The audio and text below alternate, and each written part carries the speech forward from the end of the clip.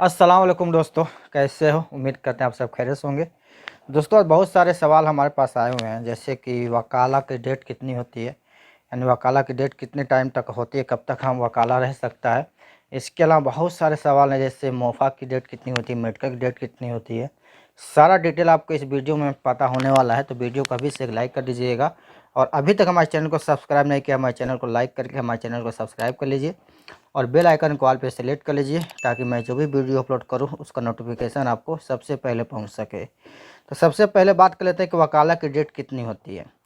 देखिए भाई, जैसे ही आपका वीज़ा इशू हो जाता है, वीज़ा इशू होने के बाद अगर आपका आमिल मंजली का सवा खास का वीज़ा है, तो सबसे पहले उसका मुसानद होता है, ठीक है ना। मुसानद हो जाएगा, उसके बाद से आपका वकाला होगा। और जो कंपनी का वीज़ा होता है, मुअस्ससा का वीज़ा होता है, और बाकियों का वीज़ा होता है, वो डायरेक्ट वकाला हो जाता है, उसमें मुसानद की ज़रूरत नहीं पड़ती है, ठीक है। तो वकाला होने के बाद आपको लगता है कि आपको समझ में आना चाहिए कि जिस दिन वकाला हो गया, बहुत सारे लोग सोचते हैं कि वकाला होने के बाद 3 महीने तक उसकी डेट होती है, 6 महीने तक उसकी डेट होती है। लेकिन मैं जहाँ तक मुझे पता है, मुझे खबर है, उसकी कोई डेट नहीं होती है, क्योंकि वकाला का कोई डेट होता नहीं है। वकाला एक ऐसा सिस्टम है, जैसे कि आप मान लीजिए मैं कोई चीज़ आपको दे रहा हूँ, ठीक है, यानी मैं कोई चीज़ आपको दे रहा हूँ, लेकिन उसकी डेट मैं उसको मांगूंगा नहीं अभी। इसी तरह से इसका वकाला भी है कि जैसे मान लीजिए जब तक मैं आप मांग जब जब तक वकाला रहेगा ऑफिस में, तब तक उसकी डेट रहेगी। उसकी कोई एक्सपायरी डेट नहीं है, कोई कुछ नहीं। जब तक वीज़ा स्टम्पिंग नहीं होगा तब तक उसकी डेट है, ठीक है। या तो फिर वकाला उधर से कैंसिल हो सकता है, कैंसिल हो सकता है, लेकिन उसकी डेट एक्सपायर नहीं हो सकती। तो आपको ये चीज़ समझना होगा, चाहे कोई कुछ भी कहे, आपको इस चीज़ का ध्यान देना होगा कि वकाला की कोई डेट नहीं होती मेरे भाई, जब तक वीज़ा स्टम्पिंग ना हो जाए। वीज़ा स्टम्पिंग जैसे वीज़ा जिस दिन वीज़ा स्टम्पिंग होया, उस दिन आपका वीज़ा की डेट 3 महीने की होती है, 90 दिन की होती है। उस 90 दिन के पीरियड में आपको सऊदी अरब पहुंचना होता है, ठीक है ना। लेकिन वकाला वीज़ा स्टम्पिंग से पहले जो वकाला, उसकी कोई डेट कोई वैल्यू नहीं होती, ठीक है। इसी तरह से मेडिकल का डेट कितना होता है, जैसे आप हम लोग सब लोग गम का मेडिकल कराते हैं, चाहे सऊदी के लिए हो, दुबई के लिए हो, बहरीन, ओमान का कुवैत के लिए हो, उसकी वैलिडिटी कितनी होती है। देखिए, जैसे अगर आपने गम का स्लिप कटवा ली और आपने मेडिकल कराया, अगर मेडिकल में आप अनफिट हो गए, ठीक है, अगर आप अनफिट हो गए, तो आपको अगर उसने ऑनलाइन नहीं किया, तो आपका वो जो स्लिप होता है उसकी वैलिडिटी 1 महीने होती है। किसी किसी केस में 2 महीने भी हो जाती है ऑटोमेटिकली, ठीक है ना। तो उसकी स्लिप की जो डेट होती है वो 1 महीने की होती है। पर बहुत से लोग बोलते हैं नहीं 21 दिन की होती है। नहीं भाई, 21 दिन की नहीं होती है, 30 दिन की पूरी होती है, ठीक है। और जब आपका मेडिकल फिट हो जाता है, फिट होने के बाद उसकी जो वैलिडिटी होती है वो 3 महीने की होती है। तो उन 3 महीने के अंदर आपको अपने वीज़ा को स्टम्पिंग करवाना होता है।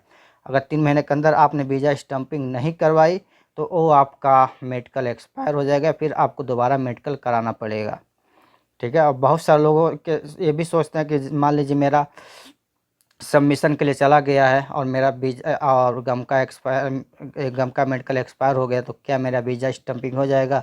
तो इस केस में भी आपका वीज़ा स्टम्पिंग नहीं होगा, ठीक है ना। कम से कम आपका जिस वक्त आपका वीज़ा स्टम्पिंग हो, उस वक्त आपके मेडिकल में जो मेडिकल रिपोर्ट है, उसकी वैलिडिटी होनी चाहिए। भले 1 दिन की ही क्यों ना हो, लेकिन होनी चाहिए। अगर वैलिडिटी 1 दिन भी ख़त्म हो गई, 1 दिन भी लेट हुआ, तो आपका वीज़ा स्टम्पिंग नहीं होगा, आपको दोबारा से मेडिकल करवाना ही पड़ेगा, ठीक है।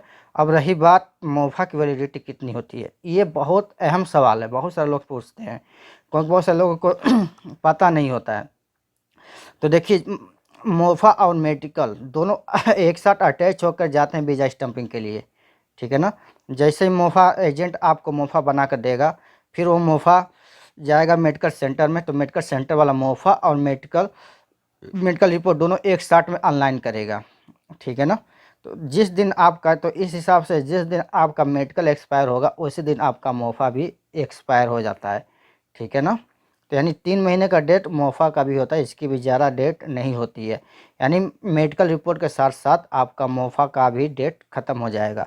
तो अगर मान लीजिए अगर 3 महीने के अंदर आपका वीज़ा स्टम्पिंग नहीं हुआ, तो आपको फिर से दोबारा मेडिकल कराना पड़ेगा, ठीक है, फिर दोबारा मोफा कराना पड़ेगा, फिर आपको वीज़ा सबमिशन के लिए भेजना पड़ेगा कॉन्सुलेट में, तब जाके आपका जो है वीज़ा स्टम्पिंग होगा।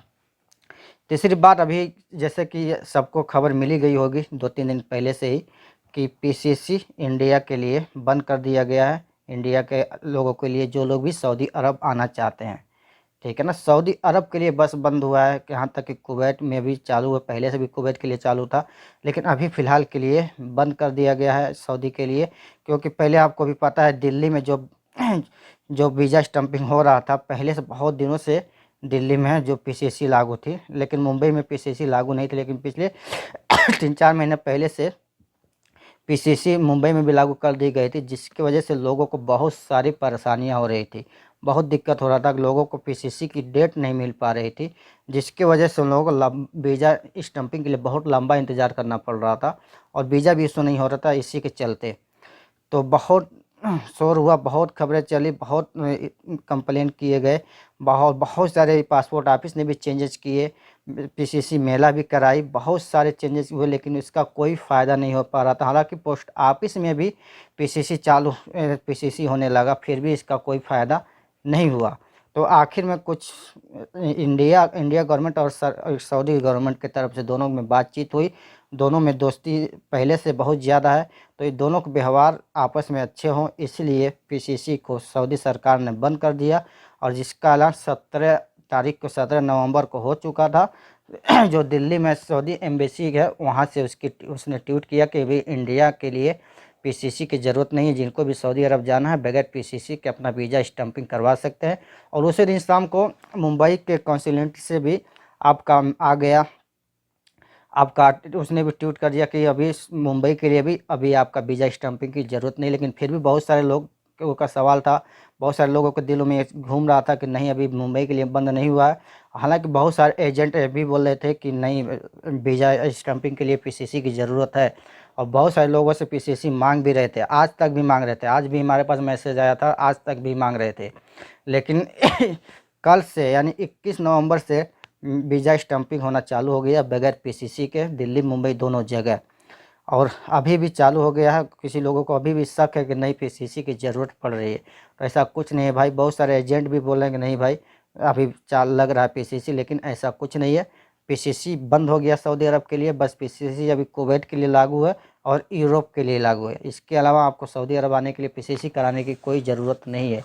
और पासपोर्ट के लिए भी पीसीसी तो लगता ही इंडिया गवर्नमेंट मांगती है, इसमें कोई दिक्कत नहीं है। लेकिन अभी खबर यही है कि अभी आपको वीज़ा स्टम्पिंग कराने के लिए पीसीसी की ज़रूरत नहीं है सऊदी अरब के लिए।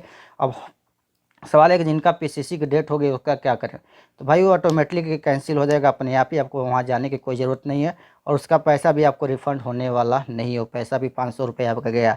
लेकिन अगर आपने पीसीसी की अपॉइंटमेंट तत्काल के लिए, जल्दी के लिए, किसी की सेटिंग से पीसीसी बनवाने के लिए पैसा दिया होगा, तो वो पैसा आप वापस उनसे ले सकते हैं, चाहे जैसे भी कानूनी कार्रवाई करके, या फिर सीधे तरीके से उनसे बोलिए भाई अभी पीसीसी की ज़रूरत नहीं है, मेरा पैसा वापस कीजिए, और आप उनसे अपना पैसा वापस ले सकते हैं।